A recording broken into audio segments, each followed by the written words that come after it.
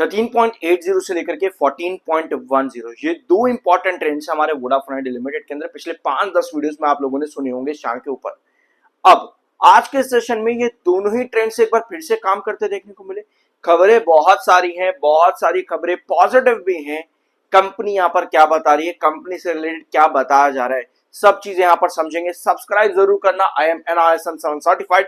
शुरुआत करते हैं आज के दिन का वीडियो। वोडाफोन आइडिया लिमिटेड से रिलेटेड अपडेट्स आ रही है। पहली अपडेट है सिटी। आपको मालूम है सिटी ने इनकंसिस्टेंटली, बल्कि मैं कहूंगा कंसिस्टेंटली, इनकंसिस्टेंटली नहीं कहूंगा क्योंकि इनकंसिस्टेंट टारगेट सिटी ने दिए हैं, लेकिन कंसिस्टेंटली टारगेट दिए हैं।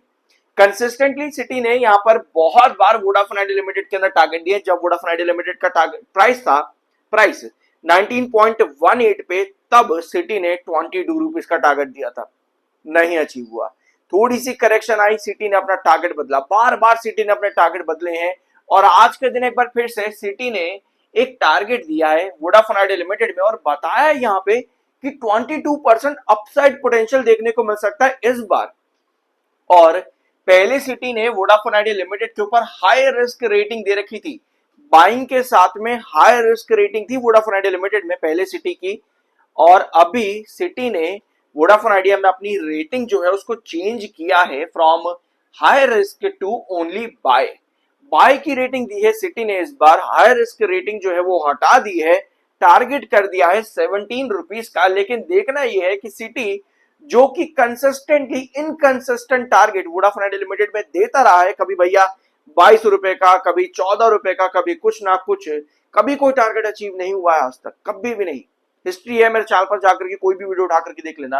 लगभग 1.5 साल से जब कंपनी का प्राइस 19.18 के आसपास था, तब से इनकंसिस्टेंटली सिटी वोडाफोन आइडिया पर टारगेट दे रहा है। बट इस बार देखते हैं कि ये टारगेट अचीव होता है या नहीं होता। 17 रुपीज का टारगेट दिया है। देखो एक चीज ध्यान से यहाँ पर समझना, ध्यान से समझना, वोडाफोन आइडिया लिमिटेड के अंदर हमारी सबसे बड़ी रिक्वायरमेंट है ये वाली, ये सबसे बड़ी रिक्वायरमेंट है। 18 मई के दिन ये अपडेट आती है, वोडाफोन आइडिया के सीईओ की तरफ से स्टेटमेंट आता है कि हम लोग बातचीत कर रहे हैं यहां पर और फंडिंग उठाने की from banks, consortium of banks. ये अपडेट लगभग पिछले 8-10 महीनों से मार्केट के अंदर है वोडाफोन आइडिया लिमिटेड से रिलेटेड कि SBI से वोडाफोन आइडिया एक अच्छा खासा फंड रेज उठा सकता है और 35,000 करोड़ लोन की यहां पर बातचीत चल रही है। ऑल्दो कंपनी ने भी कोई एक सर्टेन क्लेरिफिकेशन यहां पर नहीं दिया, मतलब कि एक स्टैंप यहां पर अभी तक नहीं लगी है, लेकिन ये अपडेट बहुत ज्यादा जरूरी है। पिछले 10 महीनों से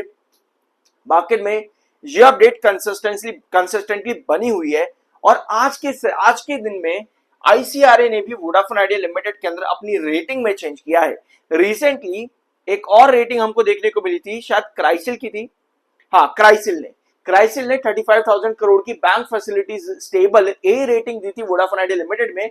और आज के दिन में ICRA ने भी अपनी रेटिंग दी है बैंक फैसिलिटीज को लेकर के, लॉन्ग टर्म फंड पे A नेगेटिव की rating, term loans A negative. अब ये A नेगेटिव क्या होता है, ये कोई नेगेटिव नहीं होता। यहाँ पर एक चीज बहुत ध्यान से सुनना कि ICRA ने पहले वोडाफोन आइडिया लिमिटेड के अंदर BBB पॉजिटिव की रेटिंग दे रखी थी। BBB के नीचे कोई भी A की तरफ आना ये पॉजिटिव सिग्नल माना जाता है। तो BBB पॉजिटिव आउटलुक को हटा करके अब वोडाफोन आइडिया लिमिटेड में ICRA ने A नेगेटिव स्टेबल की रेटिंग दे दी। यहाँ पर A डैश आप इसको कह सकते हो, स्टेबल, A स्टेबल की रेटिंग यहाँ पर दी है ICRA ने, जो कि इंडिकेट करती है किसी भी कंपनी को जब ये रेटिंग दी जाती है, दैट मीन्स कि उस कंपनी में क्रेडिट रिस्क मॉडरेट है। वो कंपनी अगर डेट लेती है मार्केट से या बैंक से तो उसको इजीली फाइनेंस कर सकती है। ये रेटिंग इस चीज को इंडिकेट करती है। तो यस, वोडाफोन आइडिया लिमिटेड के लिए कॉन्जिक्यूटिवली लगातार 2 पॉजिटिव रेटिंग आई है, स्पेशली इसके बाद में जब कंपनी के सीईओ की तरफ से ये स्टेटमेंट देखने को मिला था कि हम कंसिस्टेंटली यहां पर बातचीत में लगे हुए हैं फॉर फर्दर फंडिंग, जो कि अराउंड 35,000 करोड़। तो ICRA और क्राइसिल दोनों यहां पर कहीं ना कहीं रेटिंग चेंज करते देखने को मिले, बट अभी भी कंपनी ने इस अपडेट के ऊपर फाइनल क्लेरिफिकेशन नहीं दिया है। और रही बात सिटी की, तो यस सिटी का टारगेट काफी बड़ा है, 17 रुपीज का प्रेजेंट लेवल से 22% अपसाइड पोटेंशियल।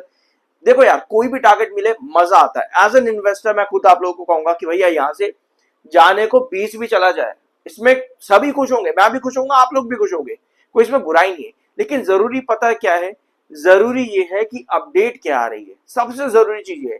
क्योंकि वोडाफोन आइडिया लिमिटेड, आपको अगर एक चीज मालूम है कि हम लोगों ने क्या डिस्कस कर रखा है, 13.80 14.10, हमको एक चीज पता है कि भैया ये दो ट्रेंड्स मेरे बहुत ज्यादा क्रूशियल है, 13.80 14.10, ये दो लेवल, क्योंकि इसके बाद में 14.10 अगर क्रॉस करता है तो मेरा नेक्स्ट जो आ रहा है 14.50 के करीब, ये मेरा नेक्स्ट टारगेट है। 14.10 क्रॉस करता है तो एटलीस्ट मुझको मालूम है कि मेरे पास एक इंपॉर्टेंट रेंज क्या है। बस मुझको चाहिए होती है इस रेंज के बीच में भैया न्यूज। मेरे पास वो न्यूज क्या चाहिए, मुझे सबसे सबसे demanding news Vodafone idea limited के अंदर रहती है फंड रेज की। क्योंकि फंड रेज कंपनी का केपेक्स प्लान बढ़ाएगा, केपेक्स प्लान कंपनी का ओवरऑल इंफ्रास्ट्रक्चर डेवलपमेंट, कंपनी की 5G प्लानिंग, कंपनी का सब्सक्राइबर, कंपनी का आरपीयू, इन सबको पुश करता है। तो आपके पास एक इंपॉर्टेंट एलिमेंट क्या है, वो है फंडिंग।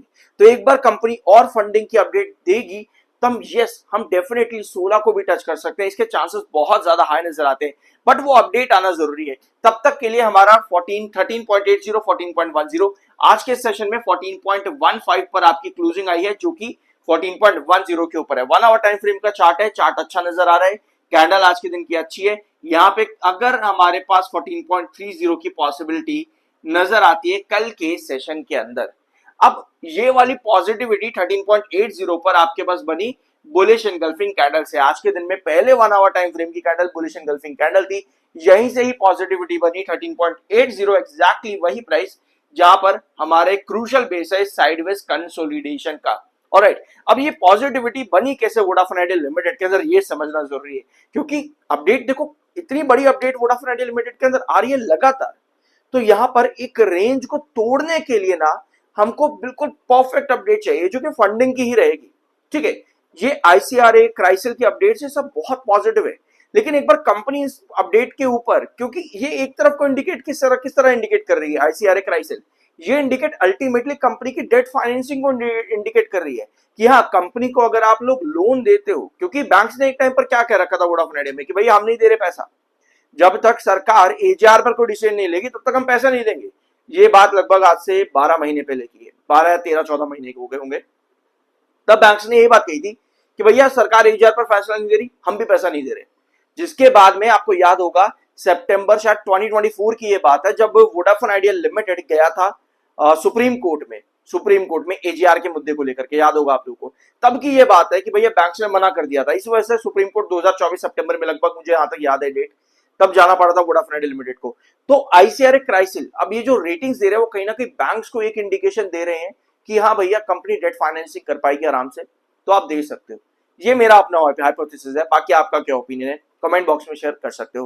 होप इस वीडियो में कुछ नया जानने को मिला होगा। I am NISM certified, subscribe जरूर करना, मिलता अगले वीडियो में।